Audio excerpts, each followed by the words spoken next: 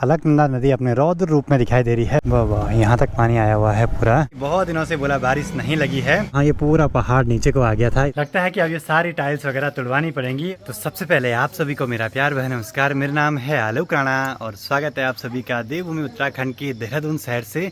अभी सुबह के करीब 10:30 हो रहे हैं और आज के दिन की शुरुआत भी हो चुकी है। फाइनली देहरादून में मेरा इस बारी का जो भी काम था वो कल मैंने पूरा कर दिया। बाकी आसपास तो खूब सारे बादल लगे हैं, बारिश किसी भी समय आ सकती है, तो समय से निकलना भी बड़ा जरूरी है ऐसे में। ठीक है, मिलते हैं, बाय बाय। अब कौन सी ट्रिप अब देखते हैं। ठीक है साहब जी, बाय बाय। तो चलो जी, सारा सामान सेट है। इस पे रेनकोट है, इस पे अपने नए वाले शूज़ हैं। Bye bye.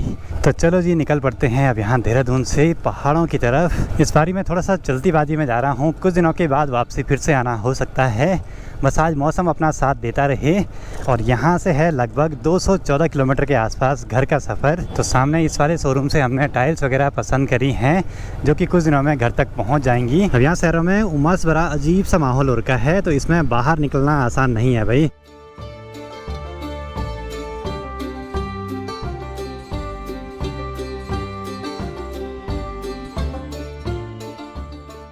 चलो जी, पहुंच चुके हैं योग नगरी ऋषिकेश में। और देहरादून से ऋषिकेश आने में तो कुछ भी समय नहीं लगता है। ऋषिकेश से आगे बढ़ने से पहले एक बार यहाँ टाइल्स की दुकान पे चलते हैं, वहाँ पे पता करते हैं जो पैटर्न वाली टाइल हम पिछली बार ले गए थे वो मिलती है या नहीं। और यहाँ ये सभी ट्रक लगे हुए हैं जिनमें कि लोड होके सामान पहाड़ों की तरफ जाता है। इनके बिना तो कुछ भी चीज़ें नहीं चल सकती हैं भाई। चलो जी, पहुँच चुके हैं सरस्वती मार्बल्स पे। कुछ इस टाइप वाला ये नहीं मिलेगा।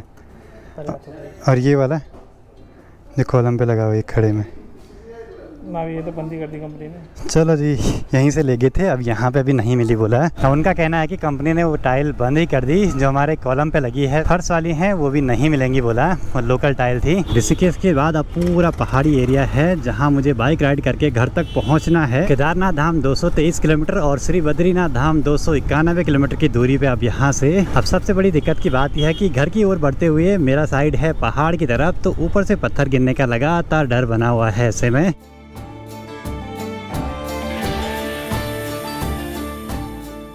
अभी ऐसी जगहों पे बड़ा खतरा रहता है ऊपर से पत्थर गिरने का।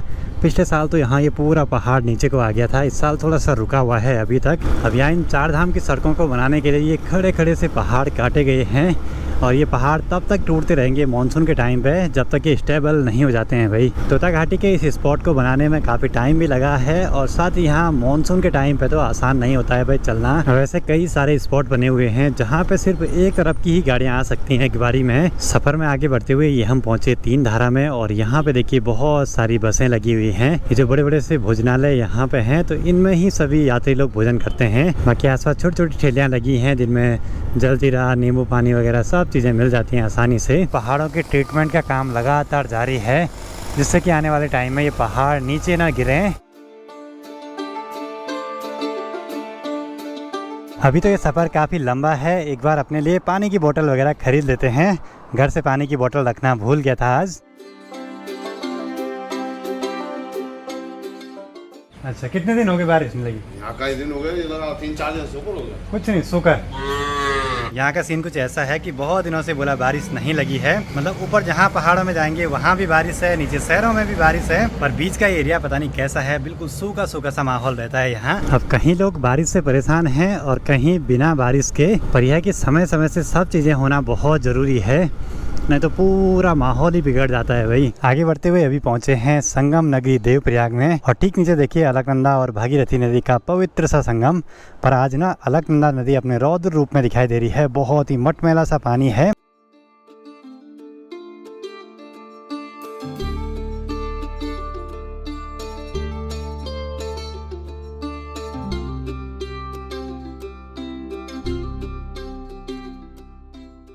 देवप्रयाग संगम की तो बात ही निराली है। बहुत सारे श्रद्धालु यहाँ पे आते हैं स्नान करने के लिए, और सामने वह है भगवान श्री रामचंद्र जी का मंदिर। अब नीचे भागीरथी नदी का पानी इतना क्लियर दिखाई दे रहा है, बिल्कुल हरा हरा सा।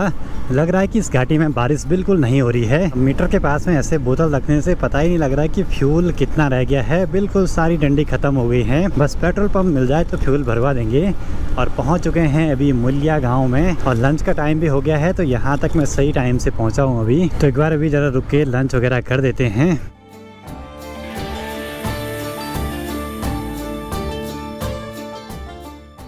तो स्वादिष्ट लंच करने के बाद अब धीरे धीरे निकल पड़ते हैं पहाड़ों की तरफ। इस जगह का नाम है बागवान और फाइनली पहुंच चुके हैं पेट्रोल पंप के पास तक। बाइक में आया है 17 लीटर से ज़्यादा फ्यूल, मतलब कि इसका टैंक कंपनी क्लेम करती है 15 लीटर का, लेकिन फुल अगर भरेंगे तो 17 लीटर तक फ्यूल आ ही जाता है। अब मैंने गोप्रो की कल 2 नई बैटरी ली थी और इस वाले गोप्रो पे मैंने नई बैटरी ही लगाई है जो कि देहरादून से अभी तक यहाँ चल रही है और 8-10% के आसपास बैटरी बची भी है अभी उस पर, मतलब कि काफ़ी अच्छा परफॉर्म कर रही है बैटरी। और ठंडे इलाके में जाएंगे तो वहाँ फिर गोप्रो बंद नहीं होगा, नहीं तो फिर बहुत आफत होती थी पुरानी बैटरीज पे। तो आगे बढ़ते हुए ये हम पहुँचे कीर्ति नगर के पुल में। नगर निगम श्रीनगर गढ़वाल में आपका हार्दिक स्वागत है। और यहाँ पे एक बड़ा सा बोर्ड लगा है जिस पे लिखा है वेलकम टू श्रीनगर, और आसपास के जितने भी धार्मिक स्थल हैं सभी के बड़े बड़े से चित्र लगाए गए हैं। अब यहाँ श्रीनगर से अपने साथ एक साथी और आने वाला है घर तक। ठीक ठाक, नमस्कार सर।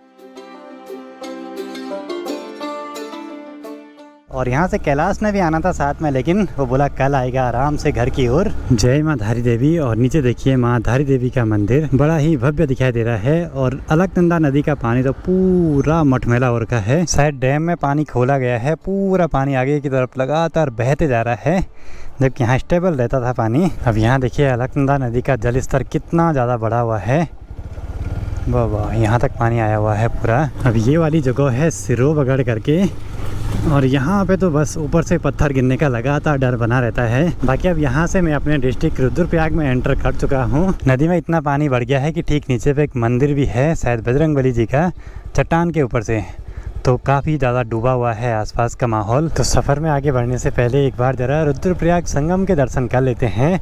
सामने यह है रुद्रप्रयाग मार्केट और ठीक नीचे पे है 2 पवित्र नदियों का संगम।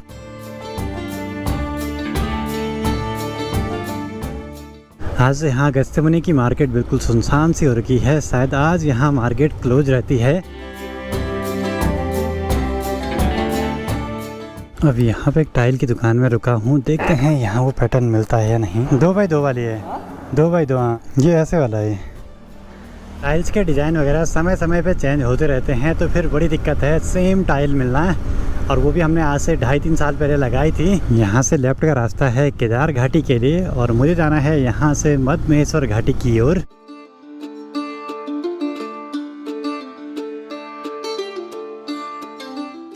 सबसे अच्छी बात ये रही कि आज रास्ते में बारिश नहीं मिली, नहीं तो फिर बुरे हाल हो जाते। शहरों की तरफ भी बारिश हो रही है, यहाँ पहाड़ों में भी, और फिर बीच बीच का जो एरिया है वहाँ बिल्कुल सूखा पड़ा है। हाँ पायल, प्रणाम प्रणाम प्रणाम, क्या हाल है? हवा ट्यूशन बड़े। चलो जी पहुँच चुके हैं अपने मनसूना मार्केट में भाई। तो बहुत दिनों के बाद गाँव की इन गलियों में आना हो रहा है, चारों ओर बस हरियाली ही हरियाली। यहाँ सेफली अपने घर पे पहुँच चुका हूँ।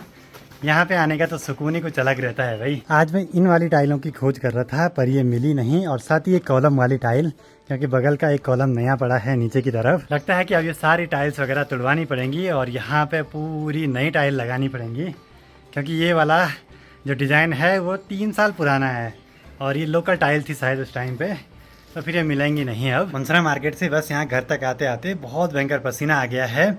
बहुत दिनों से शहरों में पड़ा हुआ था ना, तो फिर चलने फिरने की आदत बिल्कुल ख़त्म हो गई थी, तो बहुत दिनों बाद चलो तो हालत ख़राब हो ही जाती है कुछ समय तक। खैर कोई नहीं, अब कुछ दिनों में अगर ट्रैक वगैरह होते हैं तो फिर नॉर्मल हो जाएगा बॉडी के लिए ये सब चीज़ें। चलो जी पापा जी भी पहुँच चुके हैं पुराने वाले घर से। चलो जी माँ भी पहुँच चुकी हैं परवाड़ी वाले घर से। फोन करना